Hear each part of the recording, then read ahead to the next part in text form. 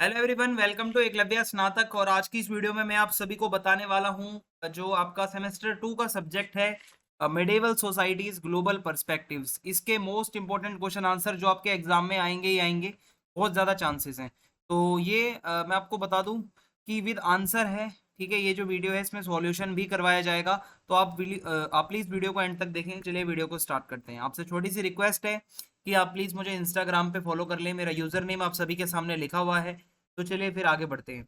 अगर आपको PDF download करनी है तो आप एकलव्य स्नातक 1 टेलीग्राम चैनल सर्च मार के आप हमारी पीडीएफ को भी डाउनलोड कर सकते हो और आप ये सारे क्वेश्चन आंसर्स पढ़ सकते हो। तो सबसे पहला क्वेश्चन है हमारे सामने, define feudalism elaborating its chief characteristics. तो फ्यूडलिज्म क्या होता है? ये एक सोशो इकोनॉमिक और पॉलिटिकल सिस्टम होता है जो कि मिडिवल यूरोप के टाइम पे काफी ज्यादा डोमिनेटिंग था, approximately the 9th to 15th centuries के आसपास। सो अगर हम इसमें देखें तो इसमें एक हायरार्किकल रिलेशनशिप्स होती हैं और ऑब्लिगेशंस होते हैं बिटवीन वेरियस सोशल क्लासेस। ठीक है, हायरार्की का मतलब है ऊपर से लेके नीचे तक का एक पूरा की स्ट्रक्चर होता है, सोशल स्ट्रक्चर, जिसमें सबसे ऊपर कोई होगा, फिर उससे नीचे कोई होगा, फिर उससे नीचे कोई होगा। सो इसमें ये है कि with the monarch on the top, जो सबसे टॉप पे होता है वो कौन होता है? राजा होता है।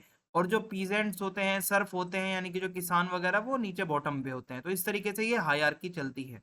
ओके, अब मैं आपको इसके कैरेक्टरिस्टिक्स बताता हूँ। हायरार्किकल स्ट्रक्चर होता है, ये मैंने आपको बता ही दिया है। ठीक है, सो इसके अंदर टॉप पे मोनार्क होता है, जो कि अपने नोबल्स को लैंड भी देता था, टाइटल्स भी देता था। ठीक है, जिनको लॉर्ड्स भी कहते हैं, हम वेसल्स भी कहा जाता था। नोबल्स जो होते थे वो बदले में क्या करते थे? नाइट्स और लेसर लॉर्ड्स को मतलब प्रोवाइड करवाते थे। ये पूरा स्ट्रक्चर चलता था, एक पिरामिड की तरह चलता था, जिसमें टॉप पे मोनार्क होता था। फ्यूडल कॉन्ट्रैक्ट, फ्यूडलिज्म क्या होता है? एक फ्यूडल कॉन्ट्रैक्ट होता था। ठीक है, ये क्या है कि एक ऐसा एग्रीमेंट होता था लॉर्ड और वेसल के बीच में। The vessel pledged loyalty military, तो जो वेसल्स होते थे वो एक शपथ लेते थे कि वो लॉयल रहेंगे, मिलिट्री सर्विस देंगे, और भी जो मदद करनी होगी लॉर्ड की वो करेंगे। While the Lord granted land protection, और लॉर्ड बदले में क्या करता था? उसको जमीन देता था, प्रोटेक्शन देता था और बाकी की प्रिविलेजेस देता था। तो ये कॉन्ट्रैक्ट रहता था। लैंड टेन्योर, जो लैंड दिया जाता था। ठीक है, so lords owned vast tracts of, जो लॉर्ड्स होते थे उनके पास बहुत ज्यादा लैंड होते थे। And granted portions of it to vassals in exchange of their service, और वेसल्स जो होते थे उनसे वो सर्विस लेते थे, बदले में उनको लैंड दे देते थे। दिस लैंड नोन एज फीफ, जो वो जमीन होती थी इनकी उसको फीफ कहा जाता था। ठीक है, जहाँ पे पीजेंट्स और सर्फ वगैरह भी काम करते। मेनो रियलिज्म, ठीक है, मेनो रियलिज्म इसमें क्या है कि एक ऐसा इकोनॉमिक सिस्टम है जो कि साइड बाय साइड चलता था। मेनोर क्या होती थी? सेल्फ सफिशिएंट एग्रीकल्चरल एस्टेट्स होती थी, जमीनें होती थी जो लॉर्ड्स की होती थी। ठीक है, लॉर्ड्स की मेनोर होती थी। फिर सर्फ और पीजेंट, जो यानी कि किसान वगैरह काम करते थे, बदले में उनको प्रोटेक्शन मिलती थी और वो उस लैंड पे रह सकते थे। Manorialism provided the economic foundation of the feudal society. फिर आता है डिसेंट्रलाइज्ड अथॉरिटी। फ्यूडलिज्म के अंदर क्या होता है कि डिसेंट्रलाइज्ड अथॉरिटी होती है, सेंट्रल गवर्नमेंट की पावर जो है यहाँ पे वीक थी। ठीक है, and political and legal authority were fragmented among various lords and vassals. तो लोकल लॉर्ड जो होते थे वो रिस्पॉन्सिबल होते थे अपना वहाँ का ऑर्डर, जो भी है law and order, disputes, administration, justice, सब वही देखते थे। फिर उसके बाद है military service and protection. Feudalism relied heavily on the feudal levy, which was the military service owed by vassals to their lords। तो ये मिलिट्री सर्विस पे बहुत ज्यादा निर्भर थे। Vassals were expected to provide knights and soldiers for warfare and defence. जो vassals होते थे इनका काम था सोल्जर्स और ये सैनिक वगैरह प्रोवाइड करना लड़ाई के टाइम पे, और रिटर्न में लॉर्ड उनको प्रोटेक्शन देते थे और जमीनें देते थे। फिर है analyse the factors that led to the growth of Christianity in the early medieval Europe. So कैसे यहाँ पे क्रिश्चियनिटी की डेवलपमेंट होती है, ये हमें देखना है, ग्रोथ कैसे इसकी होती है। पहला है Roman influence. So Christianity emerged and spread during the time of the Roman empire. Roman empire के टाइम पे ही इसका स्प्रेड हुआ था। The Roman empire's extensive infrastructure, देखो जो इनका जो इंफ्रास्ट्रक्चर था काफी बड़ा था, रोड, ट्रेड रूट्स। ठीक है, इससे क्या हो रहा था कि लोगों को आइडियाज वगैरह जा रहे थे। तो ऐसे में क्रिश्चियनिटी जो है वो अलग अलग रीजन तक पहुंची। The conversion of emperor Constantine to Christianity, 4th century के आसपास जो कॉन्स्टेंटाइन नाम से एम्पायर है वो क्रिश्चियनिटी में आ गए थे। तो इससे बूस्ट मिला रिलीजन की पॉपुलैरिटी को। कन्वर्जन ऑफ रूलर्स, तो ये कन्वर्जन लगातार हो रहे थे। जो बड़े बड़े रूलर्स थे वो क्रिश्चियनिटी में कन्वर्ट हो रहे थे। सो ऐसे में जो वहाँ के लोग थे वो भी क्रिश्चियनिटी में आ रहे थे। मिशनरी वर्क, सो ज्यादातर जो शुरुआती क्रिश्चियन चर्च होते थे वो काफी ज्यादा एंगेज होते थे मिशनरी वर्क के अंदर। मिशनरीज जो होते हैं, जो लोग काम करते थे क्रिश्चियनिटी के लिए, वो अलग अलग जगहों पर जाते थे क्रिश्चियनिटी का मैसेज पहुंचाने। Prominent missionaries such as Saint Patrick in Ireland and Saint Augustine in the Canterbury, ये कुछ फेमस संत थे इनके, जो कि क्रिश्चियनिटी को फैलाने के लिए जाते थे, लोकल कस्टम्स वगैरह को समझते थे और उसके बाद लोगों को समझाते थे। सिंक्रेटिज्म एंड अडेप्शन, क्रिश्चियनिटी जो है, आप यहाँ पे अगर देखोगे, incorporated elements from local pagan traditions, जो लोकल ट्रेडिशंस है वो उसको शामिल किया गया इसमें, जिससे क्या है कि नॉन क्रिश्चियन कम्युनिटीज ने भी इसको एक्सेप्ट कर लिया क्योंकि मिलता जुलता ट्रेडिशन था। The fusion of Christian beliefs with existing customs and festivals made the transition to, देखो जो पहले के एग्जिस्टिंग जो कुछ रीति रिवाज थे उसी को एज इट इज फॉलो किया आगे क्रिश्चियनिटी वालों ने, जिसके बाद जो भी लोग क्रिश्चियनिटी में आए उनको कुछ अलग नहीं लगा इसके अंदर और उनको थोड़ा सा सिंकिंग सा लगा। फिर है पॉलिटिकल कंसोलिडेशन, क्रिश्चियनिटी की जो ग्रोथ थी वो कहीं ना कहीं पॉलिटिकली भी हम इसको देख सकते हैं मिडिवल यूरोप के टाइम पे, यानी कि जो किंगडम्स थे, जो एम्पायर्स थे, जो बनाए गए, तो जो रूलर्स थे, ठीक है, वो क्या कर रहे थे, अपने जो टेरिटरीज को यूनाइट करना चाहते थे एक रिलीजन के उसमें, ठीक है, तो उन्होंने क्रिश्चियनिटी को ही चुना। तो ऐसे में क्या हुआ कि एक क्रिश्चियन चर्च बना, एक बहुत बड़ा इंस्टीट्यूशन, ठीक है, जिसका बहुत ज्यादा रिलीजियस इन्फ्लुएंस था। फिर है मोनेस्टिकिज्म, ठीक है, मोनेस्टिसिज्म, इसमें क्या है, मोनेस्टिसिज्म में क्या होता है कि रिलीजियस कम्युनिटीज जो हैं, वो मोनेस्ट्रीज के अंदर कुछ लोग रहते हैं, मॉन्क्स जिनको हम कहते हैं, जो फीमेल होती हैं उनको नन कहते हैं, जैसे साधु और साध्वी होते हैं हमारे इंडिया में। तो इससे क्या होता है, एजुकेशन फैलती है उस पर्टिकुलर रिलीजन की, गाइडेंस मिलती है, लोगों को फॉलोवर्स अट्रैक्ट होते हैं, क्रिश्चियनिटी की ग्रोथ होती है। फिर उसके बाद है सोशल एंड इकोनॉमिक फैक्टर्स, तो जो क्रिश्चियनिटी की टीचिंग्स थी जैसे कि charity, compassion, equality before God and resonated with the social and economic condition of the time, ये सारी इनकी बातें थी। तो जो शुरुआती मिडेवल पीरियड था वो क्या होता है, उसमें बहुत सारे अपहेवल्स हुए, जैसे barbarian invasion, social inequality, economic hardships. तो क्रिश्चियनिटी में एक लोगों को उम्मीद झलकने लगी कि हाँ, अगर हम क्रिश्चियनिटी की तरफ जाते हैं तो जो मार्जिनलाइज ग्रुप्स हैं, जो मार्जिनलाइज सेक्शंस हैं, उनको कुछ वहां पे मिलेगा। Analyse the steps taken by Muhammad to integrate Arabian society, तो मोहम्मद जो है पैगंबर साहब, वो फाउंडर हैं इस्लाम के, जो कि प्रोफेट माने जाते हैं मुस्लिम्स के अंदर, जो इस्लाम धर्म में। और इसमें क्या है कि उन्होंने क्या कदम उठाए, तो सबसे पहले इन्होंने प्रीच किया मोनोथीज्म, यानी कि Muhammad primary mission was to establish the concept of monotheism, यानी कि एक ही भगवान है और वो है, एक ही गॉड है, अल्लाह, ठीक है। और बाकी जितने भी बिलीफ्स थे, वो जो भी अरब के लोग मानते थे, वो बोला उन्होंने ये गलत है, मत करो इतने सारे गॉड्स की पूजा। सो उनकी टीचिंग्स में यही था कि भाई उन्होंने अपनी टीचिंग से ज़्यादा लोगों को इकट्ठा किया, ठीक है, और जो अलग अलग लोग देवताओं को मानते थे वो सब उन्होंने थोड़ा सा खत्म करवा कर और एक अल्लाह के ऊपर ही विश्वास दिलवाया लोगों का, अरब सोसाइटी को एक किया। सोशल इक्वालिटी एंड ब्रदरहुड, यानी कि मोहम्मद जो थे वो फोकस करते थे सभी मुस्लिम्स बराबरी के साथ रहें, एक सोशल, एक मतलब इक्वालिटी रहे, भाईचारे के साथ सभी लोग रहें, तो इससे यूनिटी हुई अरेबियन सोसाइटी की। Constitution of Medina, so after Muhammad migrated from Mecca to Medina, जब वो मक्का से मदीना की तरफ आते हैं, उन्होंने क्या करा, यहाँ पे मतलब मदीना के अंदर आके कुछ बातें बताई लोगों को, ठीक है, जो वहाँ के रिलीजियस और ट्राइबल ग्रुप्स थे को बताया कैसे कैसे क्या करना है। और ये जो कॉन्स्टिट्यूशन था इनका, उसमें राइट्स भी लिखे थे, उसमें रिस्पॉन्सिबिलिटीज भी थी अलग अलग कम्युनिटीज की, जैसे कि सभी को बराबर का ट्रीटमेंट मिले, कोऑपरेशन रहे सभी मुस्लिम्स के बीच में, ठीक है, जितने भी मदीना के लोग हैं। तो ये डॉक्यूमेंट था इन्होंने एक बनाया। और एम्फेसिस ऑन एजुकेशन, मोहम्मद जो थे वो ज़्यादा फोकस करते हैं नॉलेज के ऊपर, वो कहते हैं कि बहुत ही इंपॉर्टेंट है नॉलेज का होना और एजुकेशन का होना इस्लाम में। तो उन्होंने ये कहा कि सभी मुस्लिम्स को नॉलेज होनी चाहिए, लोग पढ़े लिखे होने चाहिए, ठीक है, तो ये इन्होंने कोशिश करी ज़्यादा से ज़्यादा लोग पढ़े लिखे। इकोनॉमिक रिफॉर्म्स, मोहम्मद जी जो थे उन्होंने इकोनॉमिक रिफॉर्म्स की भी कोशिश करी ताकि ये सोशल और इकोनॉमिक जो डिस्पैरिटीज हैं वो कम हो। सो ही डिस्करेज एक्सप्लॉइटेटिव, यानी कि जो ऐसा बिजनेस जिसमें एक्सप्लॉइटेशन होता है, ठीक है, सच एज यूजरी, ठीक है, चार्जिंग एक्सेसिव इंटरेस्ट, यानी कि ज़्यादा फालतू पैसे लेना। एंड ये बोला इन्होंने भाई अच्छा सा काम करो, बेईमानी मत करो, ये इन्होंने समझा। कंसोलिडेशन ऑफ अथॉरिटी, मोहम्मद की लीडरशिप और जो एक सेंट्रल अथॉरिटी स्ट्रांग होती जा रही थी, इससे क्या हुआ, सारे अरेबियन ट्राइब्स एक हो गए। So through his military campaigns and diplomatic efforts Muhammad brought various tribes, और इनके एफर्ट्स के बाद बहुत सारे ट्राइब्स जो हैं वो इस्लाम में आ गए और ये इस्लाम के फॉलोवर बन गए। सो इस तरीके से इन्होंने अरेबियन सोसाइटी को एक किया। फिर अगला क्वेश्चन है हमारा, art and architecture in Islamic world. तो आर्ट एंड आर्किटेक्चर जो है उसकी एक बहुत ही रिच और डाइवर्स हिस्ट्री है, बहुत पहले अगर आप जाओगे, स्पेनिंग ओवर अ मिलेनियम, इतना पुराना है। तो इस्लामिक आर्ट एंड आर्किटेक्चर, इसमें क्या क्या आता है, देखो इस्लामिक आर्किटेक्चर में है जिसमें बहुत सारे आर्किटेक्चरल स्टाइल्स होते हैं, बहुत सारे कल्चर उसमें देखने को मिलते हैं। जैसे बहुत ज़्यादा फेमस जो है वो है मॉस्क, मस्जिद का बनाना, जो कि एक वर्शिप का प्लेस होता है मुस्लिम्स के अंदर। तो मॉस्क जो होता है उसके अंदर कुछ डिस्टिंक्टिव एलिमेंट्स होते हैं, जैसे मीनार बनाई जाती है, डोम्स बनते हैं, प्रेयर हॉल्स होते हैं।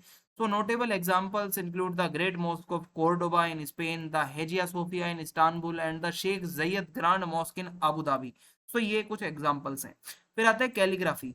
कैलीग्राफी क्या है, अच्छी तरीके से लिखने की कला। सो ये इस्लामिक वर्ल्ड में बहुत ज्यादा फेमस है। अरेबिक जो स्क्रिप्ट होती है उसको बहुत सुंदर तरीके से कुरान की वर्सेस को आर्किटेक्चरल स्टाइल्स के ऊपर बनाया जाता था, चाहे वो मॉस्क हो चाहे वो पैलेस हो, ठीक है, अलग अलग ऑब्जेक्ट्स के ऊपर जो है बहुत ही अच्छे से इस्लामिक कैलीग्राफी होती थी।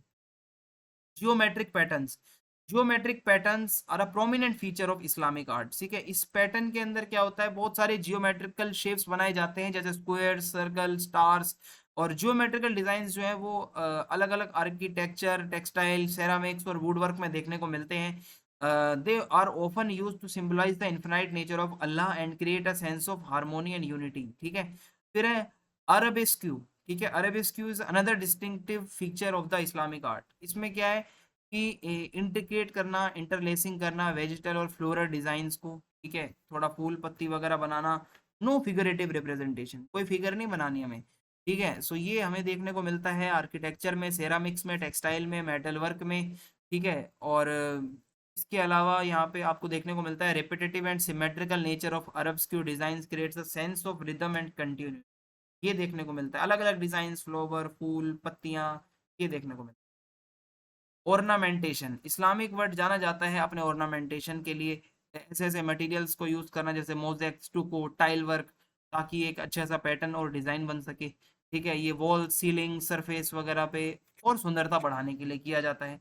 Persian miniature painting, Persian miniature painting एक बहुत ही सिग्निफिकेंट फॉर्म है इस्लामिक आर्ट की, जो कि पर्शिया, जो कि आज का ईरान है। ये मिनिएचर जो हैं ये दिखाते हैं बहुत डिटेल्ड पेंटिंग सीन्स दिखाते हैं, अलग अलग लिटरेचर्स के और रिलीजियस टेक्स्ट के। ये पेंटिंग्स जो हैं काफ़ी वाइब्रेंट कलर के साथ की जाती हैं, ब्रश वर्क होता है इसमें। और फिर है कारपेट और टेक्सटाइल्स। इस्लामिक कल्चर जाना जाता है अपने कारपेट और टेक्सटाइल्स के लिए। पर्शियन कारपेट्स हैं, ठीक है, ईरानी कालीन जिसे कहते हैं, तुर्किश किलिम्स हैं, ठीक है, मोरक्कन रग्स हैं, ये बहुत ही फेमस हैं दुनिया भर में अपने डिजाइन के लिए। टेक्सटाइल्स ऑल्सो फीचर, जो टेक्सटाइल्स होते हैं उसमें बहुत सारे पैटर्न वगैरह भी बनाए जाते हैं, कैलीग्राफी भी होती है, जियोमेट्रिकल डिजाइंस भी होते हैं, फ्लोरल एलिमेंट्स भी होते हैं। Explain the cultural growth under the Ming dynasty. So Ming dynasty जो चाइना के अंदर 1368 से लेके 1644 तक थी, कल्चरल ग्रोथ में इनका बहुत ज़्यादा रोल है। तो ड्यूरिंग दिस पीरियड जो मिंग एम्परर्स थे वो बहुत ही इंपॉर्टेंस देते थे कल्चरल डेवलपमेंट को। और ये इसमें क्या है कि लिटरेचर, आर्ट, आर्किटेक्चर, फिलॉसफी, मतलब इन क्षेत्रों में, इन एरियाज में डेवलपमेंट हुआ। जैसे लिटरेचर की बात करें तो मिंग डायनेस्टी लिटरेचर जो है embraced a revival of classical Chinese literature. ठीक है, drawing inspiration from the Tang and song dynasties. जो मोस्ट नोटेबल लिटरेरी वर्क हमें देखने को मिलता है इस टाइम का वो है journey to the west, also known as monkey, जिसको लिखा है वू चेंग एन ने। सो ये एक फैंटास्टिकल नॉवल है, ठीक है, remains one of the four great classical novels of the Chinese literature. Ming dynasty जो है वर्नाकुलर फिक्शन वगैरह पे भी बहुत ध्यान देती थी, ठीक है, और लिटरेचर को ऐसा बनाया कि हर लैंग्वेज के लोग समझ सकें। आर्ट की बात करें तो मिंग डायनेस्टी के टाइम पे आर्ट के में उसमें भी क्षेत्र में बहुत सारे काम हुए। ठीक है, जैसे चाइनीज पेंटिंग्स वगैरह हैं, बहुत सारे बोल्ड ब्रश स्ट्रोक्स यूज होते थे, अलग अलग कलर्स यूज होते थे, लैंडस्केप पेंटिंग होती थी। और एक अलग ही हाइट पर पहुंची पेंटिंग इनके टाइम पे। द पोर्सेलियन इंडस्ट्री जो है वो बहुत फ्लरिश हुई, ठीक है, producing exquisite and highly sought after pieces such as famous blue and white porcelain. Ming dynasty के आर्टिसंस जो होते थे वो जाने जाते थे अपने स्किल्स के लिए वुड ब्लॉक के ऊपर, जो वो काम करते थे, ठीक है, और प्रिंटिंग वगैरह का काम करते थे, और लेक्वेयर वेयर का भी काम करते थे। फिर है architecture. The Ming dynasty is renowned for its architectural grandeur and the emperors, जो एम्परर्स होते थे वो काफ़ी ज़्यादा पैसा लगाते थे पैलेसेस को बनाने में, टेम्पल्स को बनाने में, टॉम बनाने में। जो बहुत ही ज़्यादा प्रोमिनेंट आर्किटेक्चरल मास्टरपीस है इस टाइम का वो है फॉरबिडन सिटी ऑफ बीजिंग, जो कि एक इंपीरियल पैलेस था लगभग 5 सेंचुरीज तक, ठीक है। सो ये एक क्लासिकल चाइनीज आर्किटेक्चरल स्टाइल देखने को मिलता है जिसमें बहुत सारे सिमेट्रिकल लेआउट्स थे, डेकोरेशंस थी, सिंबॉलिक मोटिव्स थे। फिर है फिलॉसफी। मिंग डायनेस्टी स्कॉलर्स जो है वो बहुत सारे फिलोसफिकल स्कूल ऑफ थॉट के लिए भी जाने जाते हैं। इंटेलेक्चुअल ग्रोथ बहुत ज़्यादा थी इनके टाइम पे। Neo Confucianism became the dominant philosophy. इस टाइम की जो बहुत डोमिनेंट फिलोसफी है वो यही है, blending Confucian ideas with Buddhist and Taoist elements, ये हमें देखने को मिलता है। जो कुछ फेमस कुछ फिलोसफर्स हैं जैसे वैंग यांग मिंग, ठीक है, ये मोरल कल्टीवेशन के ऊपर ज़्यादा ध्यान देते हैं। और मिंग स्कॉलर्स जो हैं वो एंशियंट टेक्स्ट और हिस्ट्री को पढ़ने में भी ज़्यादा ध्यान देते हैं। Education and examination system. Ming dynasty ने काफ़ी ध्यान दिया एजुकेशन के ऊपर और एग्जामिनेशन सिस्टम के ऊपर, जिसको जाना जाता है इंपीरियल एग्जामिनेशन के नाम से। इसका मतलब है this system allowed individuals to pursue official positions based on their knowledge. Knowledge जितनी होगी, जितनी इंटेलेक्चुअल एबिलिटीज होगी, उसी के अकॉर्डिंग आपको पोजीशन मिलेगी, ना कि आपकी सोशल स्टेटस के अकॉर्डिंग। तो एग्जामिनेशन सिस्टम से क्या होता है कि एजुकेशन फैलती है, टैलेंट सामने आता है। Explain cultural continuity in Chinese society.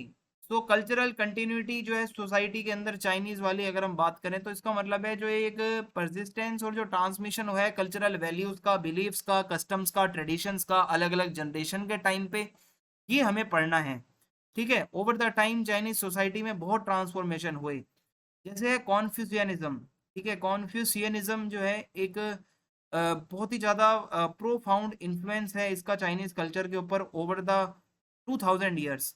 ये फोकस करता है filial piety, respect for authority, hierarchical relationships पे, मोरल वैल्यूज पे, ठीक है, फैमिली डायनेमिक्स पे, एथिकल प्रिंसिपल्स पे।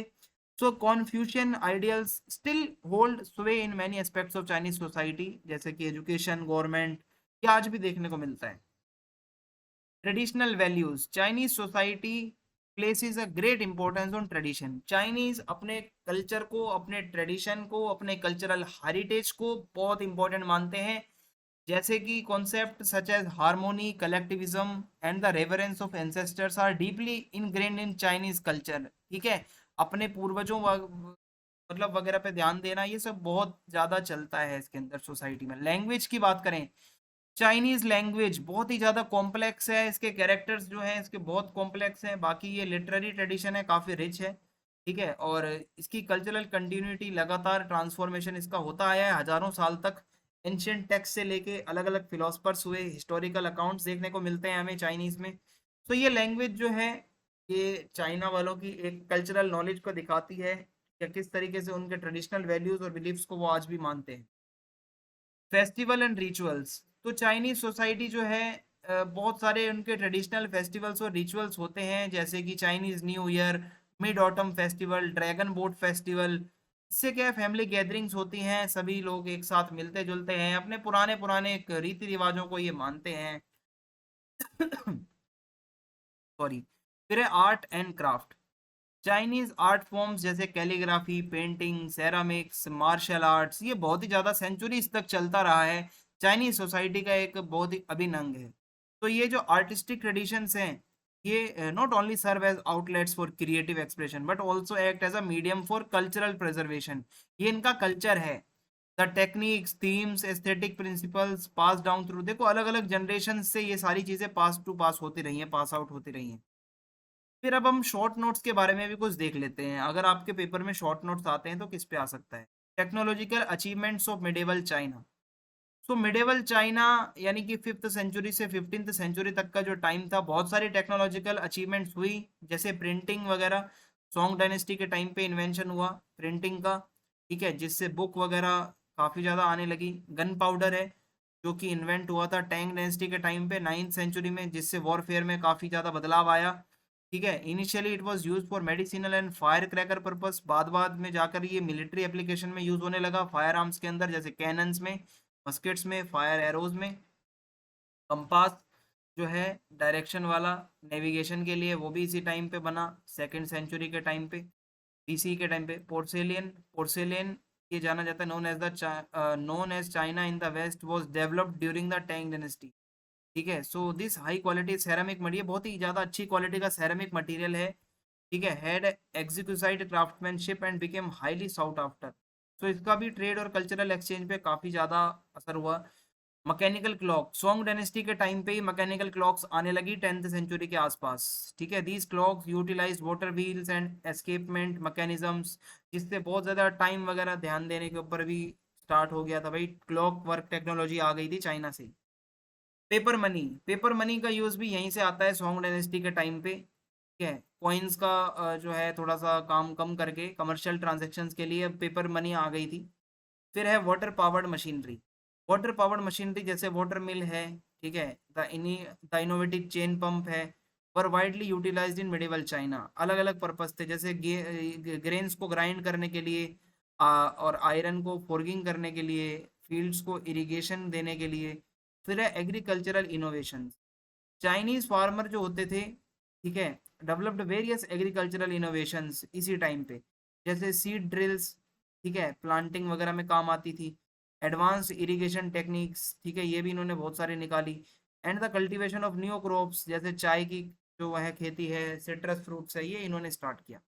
फिर है सूफीज्म, सूफीज्म एक मिथिकल ब्रांच है इस्लाम की, जो कि ज़्यादा झुकाव रखती है स्पिरिचुअल ट्रूथ के ऊपर और गॉड से यूनियन के बारे में। और ये इनको मिस्टिकल कहा जाता है, एसोटेरिक डायमेंशन ऑफ इस्लाम माना जाता है। सूफीज्म जो है strong emphasis on personal experience और डायरेक्ट नॉलेज ऑफ गॉड के ऊपर ज़्यादा ध्यान देता है, और एनलाइटनमेंट के ऊपर ज़्यादा ध्यान देता है, स्पिरिचुअल प्योरिफिकेशन पे ध्यान देता है।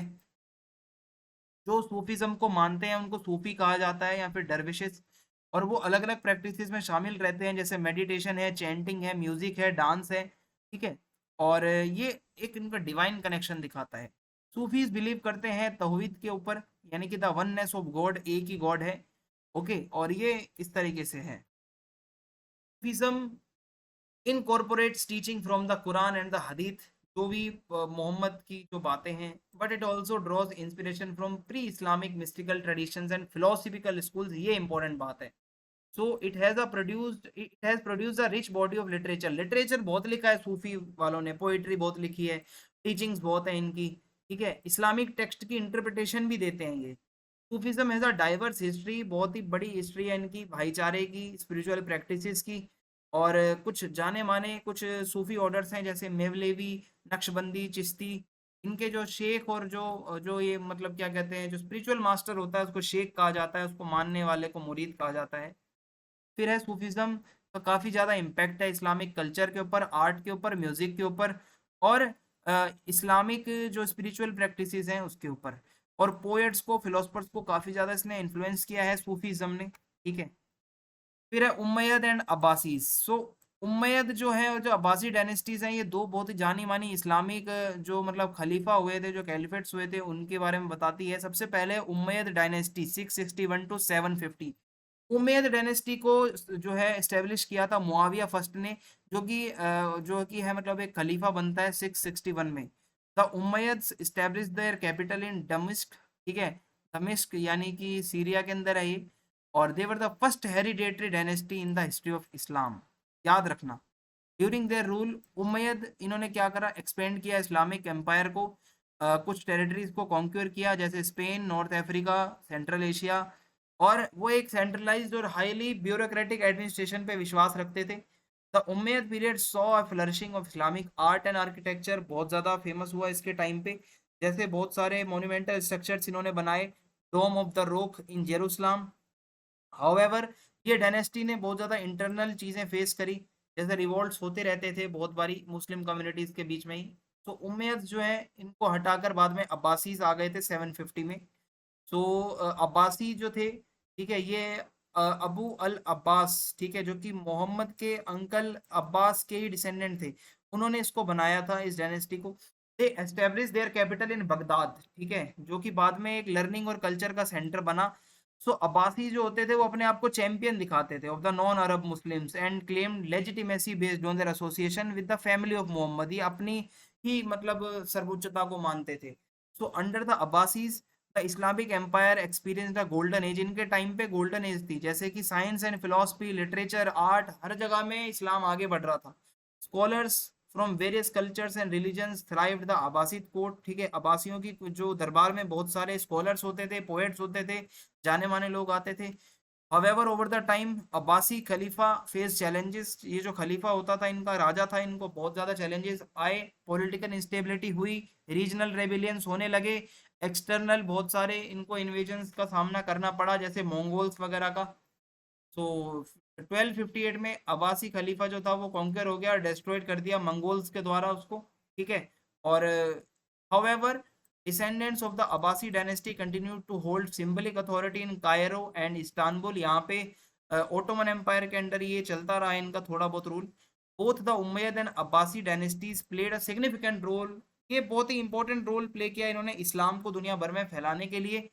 They had distinct political, cultural and religious characteristics, जो कि आज भी उसका लॉन्ग लास्टिंग इम्पैक्ट हम देख सकते हैं Muslim world. Reforms of the Christian church. सो क्रिश्चियन चर्च के बाद यहाँ पे क्या है कि क्रिश्चियनिटी में बहुत रिफॉर्म्स हुए, जैसे प्रोटेस्टेंट रिफॉर्मेशन। सो प्रोटेस्टेंट रिफॉर्मेशन में बहुत सारे लोग शामिल थे, जैसे मार्टिन लूथर, जॉन कैल्विन, हल ड्राइक, ज्विंगली। 16वीं सेंचुरी की बात है ये। एक मूवमेंट चलाते हैं कैथोलिक चर्च में रिफॉर्म्स लाने के लिए, क्योंकि कुछ ऐसे प्रैक्टिसेस और डॉक्ट्राइंस थे चर्च के, such as the sale of indulgences and the authority of the pope. Pope जो होता था उसी के पास सारी पावर थी। तो रिफॉर्मर्स जो है ये कहते हैं कि emphasize the authority of scripture, salvation by faith alone and the priesthood of all believers। तो ये कहते हैं कि भाई आप पोप को क्यों सारी पावर दे रहे हो, चर्च का काम क्या होता है, वो अपना धर्म मतलब धर्म की बातें करे, ना कि पॉलिटिकली डोमिनेट हो जाए। फिर है काउंसिल ऑफ ट्रेंट। तो in response to the Protestant reformation, जो कैथोलिक चर्च है उन्होंने एक काउंसिल करी ट्रेंट के अंदर 1545 से लेके 1563 तक। ये काउंसिल जो है अलग अलग इश्यूज जो भी थे रिफॉर्मर्स के उनको देखती है, ठीक है, एंड और इनिशिएटेड सिग्निफिकेंट रिफॉर्म्स। कुछ कुछ रिफॉर्म्स हुए। It reaffirmed Catholic teachings and practices, और कुछ बदलाव आए। फिर है वेटिसन सेकंड।